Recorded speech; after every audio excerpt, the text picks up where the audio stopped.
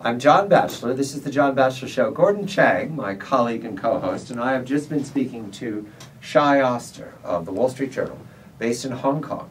Shai made an ironic point that after coming from his years of journalism on the mainland for the Wall Street Journal, that Hong Kong was a great treat. The first-rate superstructure for infrastructure, everybody's well employed, the city works magically. At the same time, he's telling us about protests by the so-called sandwich class, which is the middle class in between the very rich and the very poor, at a park recently, within days, 800 people perhaps, protesting inflation and the lack of reforms leading to governance.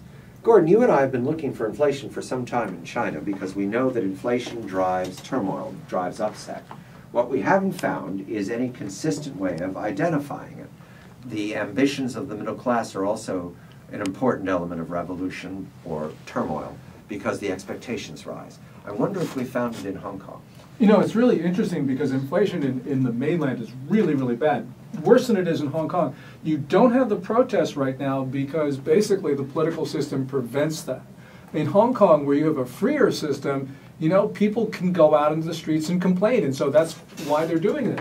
And so essentially what's going to happen in the mainland is because this is all being compressed right now, because the government doesn't allow it, it's just going to explode like it did in 1989. It strikes me as part of the irony of this story is that Ai Weiwei, the artist, who was arrested and disappeared some weeks ago by the regime, he was at the airport, headed to Hong Kong.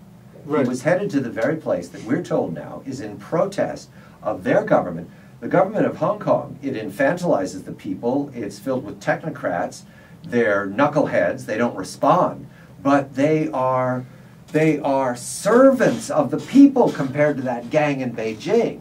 And yet the people in Hong Kong are making the most noise, whereas the people on the mainland are either beaten down, distracted, or have rationalized, living in denial, that there's no point in protesting. You know, the people in the mainland would do exactly what the people in Hong Kong are doing if they had the opportunity. And so essentially what we're seeing is what the mainland would be if it were just a little bit less repressive. And that's a problem because, you know, it's boiling up. This pressure is building, building, building. And when it blows, it's just going to be a historic event.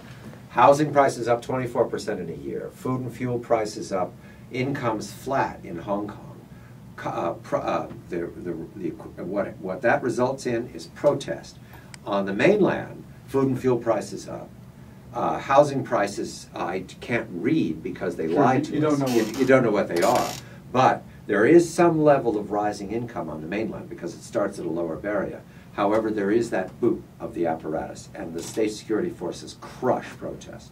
Yeah, and you know, the other thing is the environment, because Hong Kong, that's a big issue. Clean air, clean water. In the mainland, it's an even bigger issue. But you don't have as much of it. You have environmental protests in China, but they're isolated. But this is an enormous issue in Hong Kong because they can complain about it. The air is so bad. Hong Kong, protests on Sunday, they weren't blocked by the state security forces. These are the same people in Hong Kong that you see in Beijing without the boot of the dictatorship. Gordon Chang of the Daily and Forbes.com. I'm John Batchelor. This is the John Batchelor Show. Good day.